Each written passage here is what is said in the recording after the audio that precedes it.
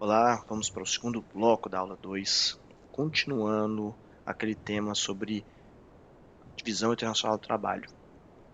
Nesse bloco, nós vamos ver a nova DIT como uma consequência da terceira revolução industrial, como uma consequência da globalização nos níveis mais dinâmicos que ela se encontra. Tá? Bom, a nova DIT se encontra no momento que podemos chamar também de capitalismo monopolista. Uns vão dizer que é apenas capitalismo financeiro, porém, outros vão dar esse outro nome, uma nova fase do capitalismo, que é o monopolista. Esse monopolista está se referindo quase que diretamente a essa concentração de capital em grandes conglomerados empresariais que foram formados a partir desse processo mesmo de acumulação, né, de capital.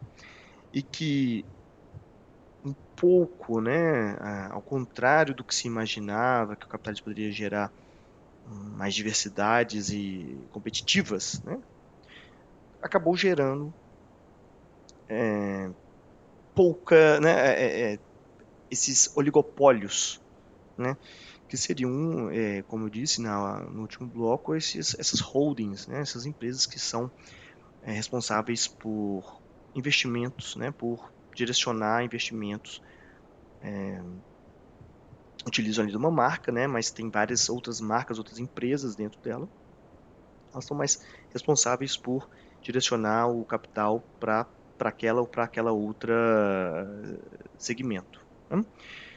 Esse capitalismo monopolista é um resultado também da neoliberalização, processo de neoliberalização, que vem ali colocando o capital com mais dinâmica e também com enfraquecendo as fronteiras nacionais para a passagem, né, para a livre transição do capital, né? E também das mercadorias de forma geral, né? Então tem, como eu disse, essa flexibilização da circulação de capital. Aí já coloca uma questão que é muito colocada quando se faz uma crítica à globalização neoliberal, que essa mesma circulação de capital, essa liberalização, não se reproduz para a circulação de pessoas, que continua com muito mais barreiras do que a próprio capital e as próprias cargas, né? Mas é um ponto de reflexão. Gerou os conglomerados empresariais e agora, aí é o seu ponto talvez principal da nova DIT, a cadeia produtiva em redes. Então, quando se trata de uma escala de análise, né, temos que pensar agora mais no território do que na região. Então, mais do que dizer, esse aqui é uma região de países periféricos, essa aqui é uma região de países ricos, pensar nos territórios de produção, né? Naquele território da produção, da cadeia produtiva de tal produto, onde está aqueles trabalhos mais menos valorizados, onde estão os trabalhos mais bem valorizados, né? Onde que eles se organizam. E isso atravessa essa organização de regiões, né? Atravessa, porque numa mesma região você pode ter diferentes tipos de qualificações de trabalho, de produção de valor, com mais ou menos tecnologia. Tá? Então, avançando, acho que nós vamos entender melhor isso. Então a gente tem aí o Castells que fala sobre isso, né, sociedade em rede, e é muito importante as contribuições dele para entender como é que ela funciona. Então ele diz o seguinte: o que chamam de mais nova divisão internacional do trabalho será disposta em 4 posições diferentes na economia informacional global. 1. Produtores de alto valor, com base no trabalho informacional, lembrando que a informação passa a ter uma representação não, passa a ser muito mais valorizado do que até o próprio produto. Tá? Pode dizer que é a terceira revolução industrial, né, e alguns aí vão chamar de quarta revolução industrial, trabalha com a informação, né, colocando até mesmo o produto em segundo plano. A informação é a mais importante. Então ele estaria no topo dessa divisão internacional do trabalho. A produção de informação, né, e detenção dessa informação. Gestão dessa informação também. 2. Produtores de grande volume. baseados no trabalho de mais baixo custo. Aí está falando que, bom, enfim, produzir carga, mercadorias é importante, porém está em segundo plano em relação à informação, mas está ali produzir bastante volume, né, de produtos para ser vendidos é também ali segundo, na segunda posição. 3. Produtores de matérias-primas que se baseiam em recursos naturais. Né? E aí já reproduzindo a ideia da divisão internacional do trabalho clássica, né, dita clássica. E produtores redundantes, resumindo o trabalho desvalorizado. E aí já entra num outro patamar de países não, já estou falando que país, não é isso, né? Mas de territórios, de parte onde que o trabalho sequer há uma produção de matéria-prima. Pode ser simplesmente, como ele diz aí, redundante, trabalhos que é só ali de circulação de uma economia local pouco valorizada. E para entender um pouco essa nova divisão internacional do trabalho, vamos pensar aí no caso, né, vamos pegar esse exemplo aí nós vamos pegar outros exemplos, vamos pegar aí primeiro o exemplo da Austrália. Um país que todo mundo aí tem pelo menos alguma noção, seja empírica, né, ter ido à Austrália ou já ter ouvido falar, estudado, enfim.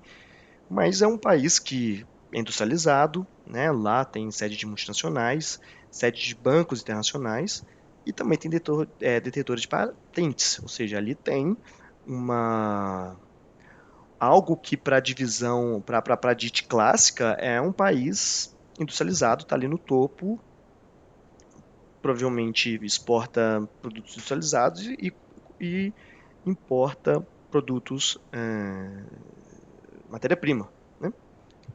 Mas quando nós vamos ver aí a exportação, né, o percentual de exportação da Austrália, olha o que vem. Primeiro, ferro, carvão, gás natural, ouro e trigo.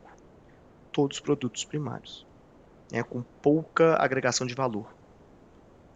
Isso revela uma contradição, mas que é existente na divisão internacional do trabalho, como ela é hoje, né? Que pode haver essas contradições mesmo, né, na forma como a economia se organiza.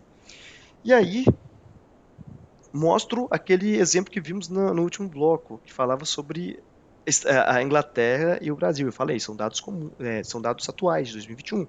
E isso também não entra em contradição com a nova divisão internacional do trabalho. Tanto que eu até falei, na Inglaterra, a gente tem, em maior proporção, produtos industrializados de alta tecnologia. E no Brasil, o que mais está dentro ali da composição das exportações são os produtos primários. Mas dentro da Inglaterra, nós temos exportação de produtos primários, dentro do Brasil, nós temos exportação de produtos industriais, produtos industrializados de alta tecnologia. Isso mostra que talvez a representação de uma nação, de um território nacional, não explique mais essa posição de um país dentro dessa divisão internacional. Mas tem que pensar em o que tem de rede construída ali, e qual parte dessa rede cada país está. Tá? Então, assim, é importante levar isso em conta ao entender que é essa abertura de fronteiras, essa diminuição da economia, a, a desterritorialização e reterritorialização das indústrias leva a isso. Por isso que é importante dizer, não considera se há indústria ou não, mas sim se há domínio tecnológico e mão de obra qualificada.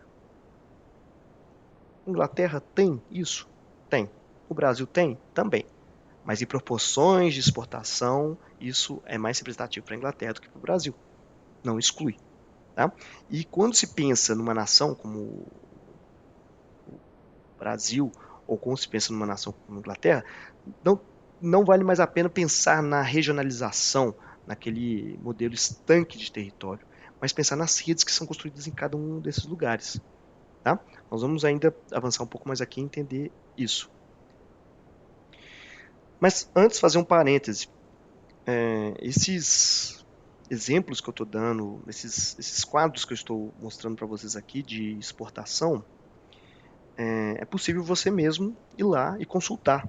E eu acho que é interessante, porque é um mapa, desculpa, é um site, eu coloquei aqui o link, e nele você consegue consultar dados do comércio mundial para todos os países de vários anos, né?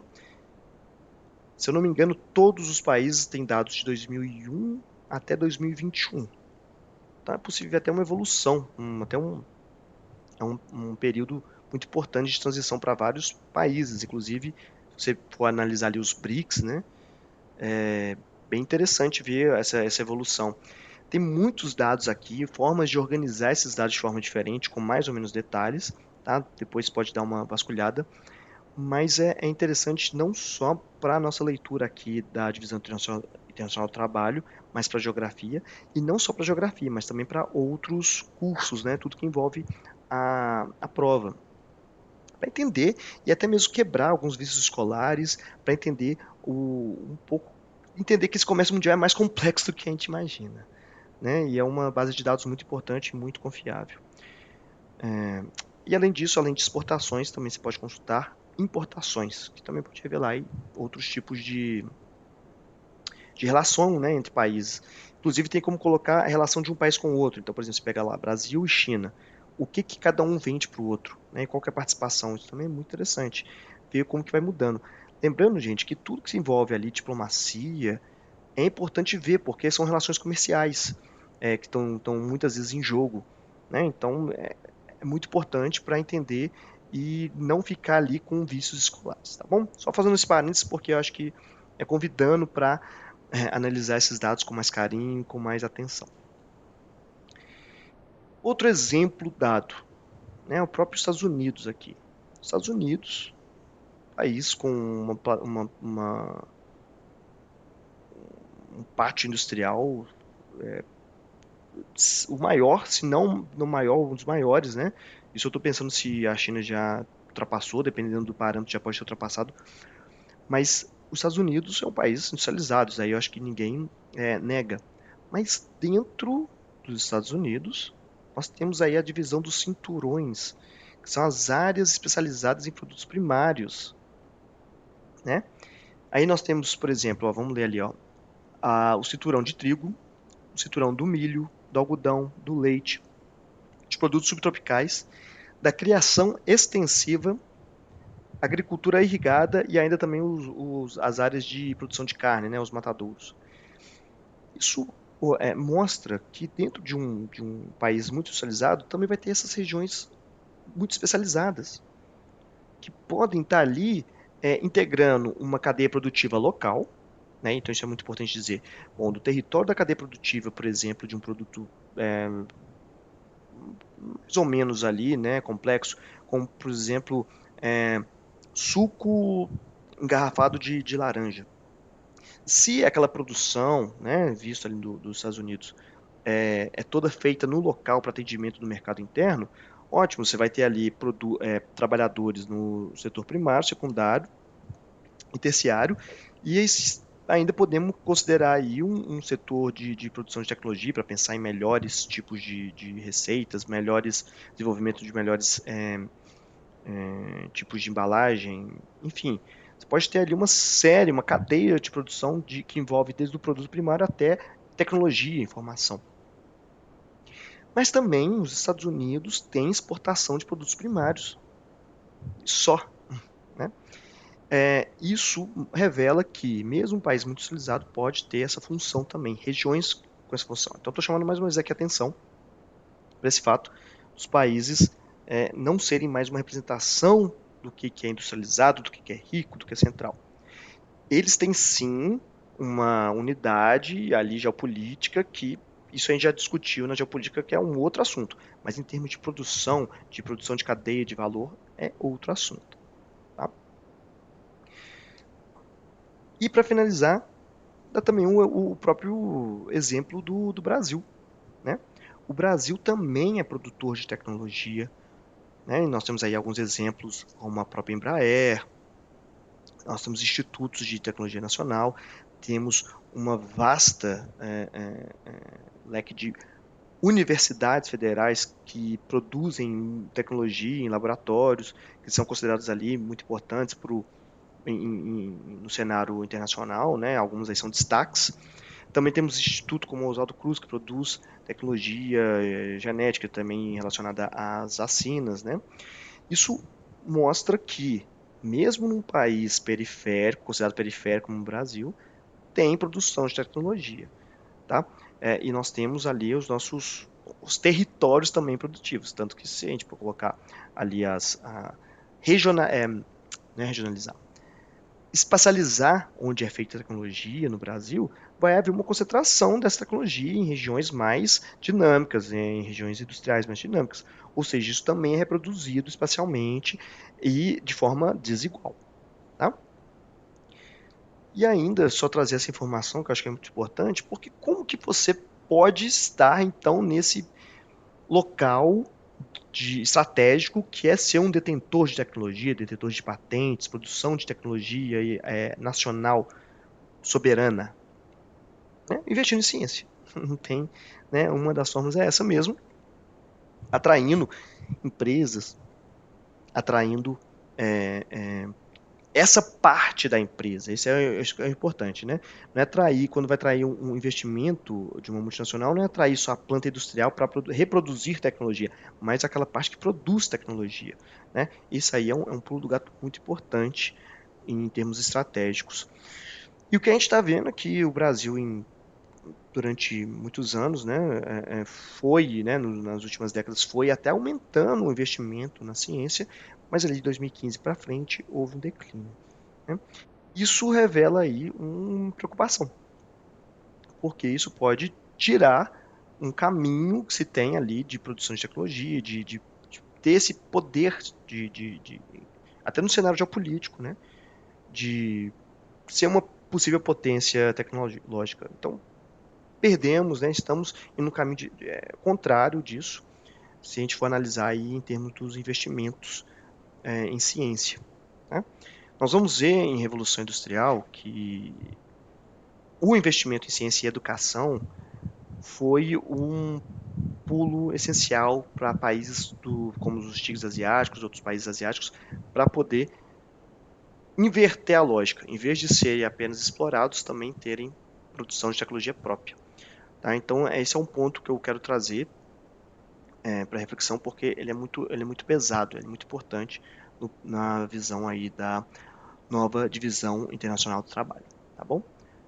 Bom, gente, nós vamos continuar depois nas próximas aulas sobre revoluções industriais, as revoluções industriais, e seguir aquele programa que eu havia falado já no último bloco, tá bom? Mas agradeço demais e até a próxima.